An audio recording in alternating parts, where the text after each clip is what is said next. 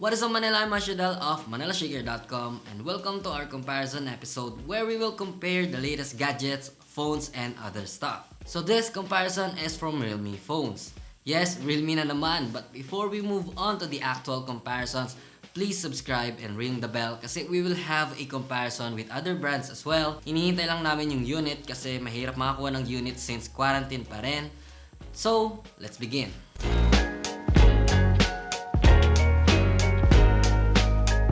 In this video, we will compare this entry-level to mid-range sub 10K smartphone, Realme C3, Realme 5i, and Realme 6i. We will rank them from the budget and performance ratio, performance over price, and flexibility in terms of price. These three devices are identical in terms of their button placement and physical appearance, especially in front. They have the same dewdrop notch, same screen size, matching screen resolution, similar protection, Gorilla Glass 3, and splash resistant. Same card slots, expandable via micro SD, all are almost the same weight, all backed by a large 5000 mAh battery. The only differences are the 6i now has a USB Type-C port. On the back, both C3 and 5i have a sunrise design with a curved parallel fingerprint-like texture, while the 6i has a holographic vertical line with a silky smooth finish. But all three devices are smudge-proof and they have the same plastic back. They also have the same fingerprint scanner location right here in the middle, same camera module placement, though the C3 only has a triple camera, while 6i has no text indicating the aperture and the text that says AI Super Camera.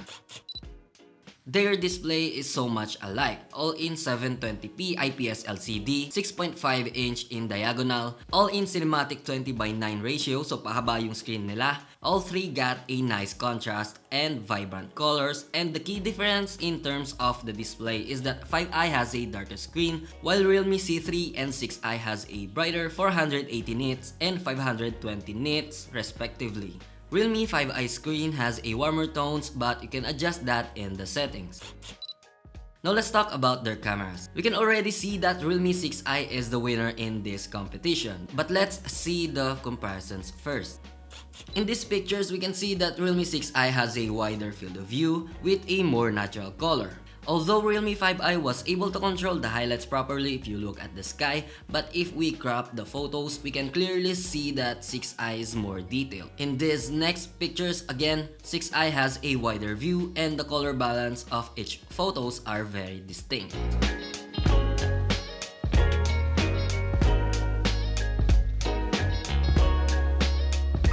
Next, the C3 doesn't have an ultra-wide lens, so these images are from 5i and 6i.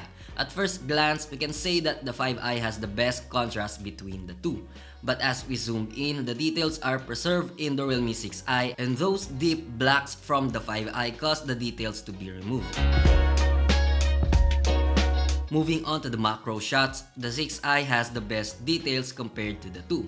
The Realme C3 follows, and the least is the Realme 5i. Next, portrait shot. Well, the three phones managed to produce bokeh-licious photos thanks to its AI. Switching to the front camera, the beauty enhancement AI is good on removing my pimples. C3 produced smooth but less detailed compared to the two phones. Both C3 and 5i produce pinkish skin tone, while 6i got a nice brighter image and more flattering selfies. Keep in mind that 6i and C3 only records videos at 1080p, which is somehow good because it is a recommended video recording if you're using it in daily needs. While 5i shoots at 4K resolution, that gives 5i the flexibility in terms of mobile filmmaking. And in terms of camera flexibility, C3 lost for not having the ultra-wide angle lens. Moving on to the performance section, which is the most important part of this video. Realme C3 is powered by Helio G70, 5i got the Snapdragon 665, and Realme 6i is powered by Helio G80. So kung ilalatag natin sila based on performance from decent to average or from least to higher process, Realme 5i is the least, next the C3, then the 6i, the highest among the three. Now let me enlighten you guys a bit. I'm sorry Snapdragon fans if I had to put Realme 5i in the least part kasi in terms of processing unit, Snapdragon 665 is pretty good naman actually. It uses big little technology and it consists of octa-core. The same with the two Helio G series, but in terms of GPU, pag need natin ng smooth graphics, we need a better GPU. In terms of papers and hands-on, G70 and G80 GPUs surpass the Snapdragon's GPU. The good thing about Snapdragon 665 is that the power versus battery life. Boosted performance while playing graphic-demanding games causes the battery to drain faster. Now speaking of battery life, in terms of battery consumption, here are our picks. The least will be 6i, then the 5i, then the C3. So to explain this, 6i has the best processing power compared to the 2, which means it will more likely drain the battery if we set it to high performance mode and competitive mode in the GameSpace app. Then the Realme 5i comes next in the list, then the Realme C3. Now why? Gaya ng sinabi namin kanina, Realme 5i has the lowest performance versus the two phones. Pero bakit sa gitna siya? Diba dapat siya ang mas makunat ang battery since siya ang may lowest performance among the three? Well, Realme 5i is only running with Android 9 Pie with ColorOS 6, while the C3 and 6i got the latest Android 10.0 with Realme UI on top. To explain this as simple as possible, you have great hardware but the software is lacking optimization or mabigat ang OS, which means performance and battery consumption depend or may vary on the software and how you will use it as your daily driver. That's why C3 has the best battery life because it is on Realme UI, then it has great power, it is an entry-level chipset, that means balance yung performance at battery life. Again, we are explaining how the battery life affects performance kasi if you set the phones to balance mode, then all three phones will tie in terms of normal to average use since all phones has a 5000 mAh juice. On the other hand, Realme 5i will get an update soon from Android 9 Pie to Android 10.0 and Realme UI. We hope that in that upgrade, the performance will improve over time. Now moving on to the actual comparisons, here are the benchmarks of the three devices.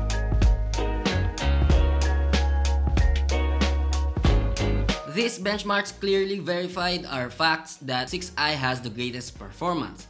In terms of memory and storage, C3 is the least, having 3 gigs of RAM and 32 gigs internal storage.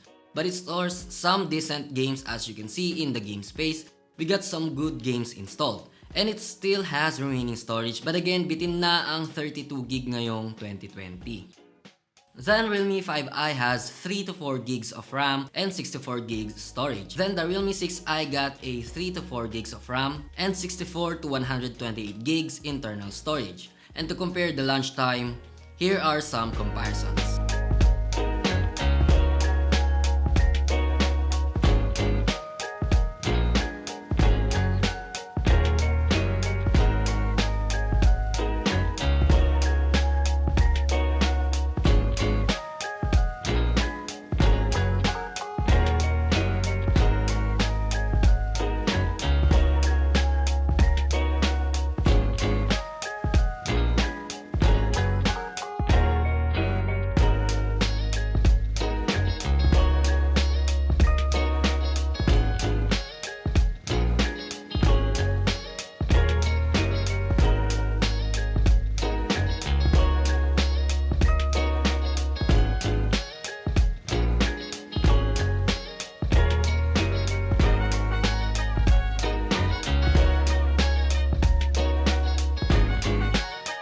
Moving on to the FPS counter, both C3 and 6i can run PUBG and Asphalt 9 in high settings and is stable at 30 frames, while 5i has the same stability but with low graphics options only. And for the heating problems, heat anticipation is pretty good on all three devices, even we are playing at high settings. Although if you boost the performance and play at max settings, the phone will start to introduce moderate heat. Maxing out settings in games is not recommended if your GPU can't handle the process. So to break down, here are the graphic comparison. In terms of performance, 6i wins. It has the latest chip inside, largest storage, and fastest RAM. In terms of battery consumption, C3 wins by balancing the power over usage and the optimization of Realme UI. Then next is the 6i, then the Realme 5i. Now when we boost the performance in the respective phones, the results will now vary at 6i is now the least since it has an average playtime of 7 hours on graphic intensive games. Now in terms of charging, 6i, C3, and 5i.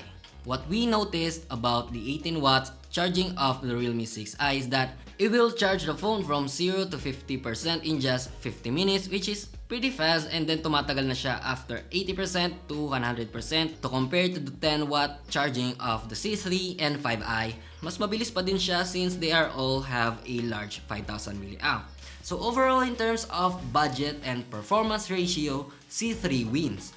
If you don't mind about the price, then performance over price, 6i wins. Then flexibility in terms of its price, 5i wins. There's no such thing as overall champion here in this comparison since we all know 6i has the greatest specs among the three if we discuss technicality. So the best comparisons matter in the budget you have and your needs. But again, free will is yours. There are so many aspects to consider in a smartphone, and that depends on what's in, what's not, what's best for the budget, and what's the satisfaction you can get. We're just here to explain aspects, and we hope na explain namin sa inyo ng maayos ang nais nyong malaman. That's it for this video. Please subscribe to our channel and don't forget to visit manilashaker.com for more tech news, reviews, and comparisons of the latest smartphones. I'm Ashidal of manilashaker.com. Stay safe.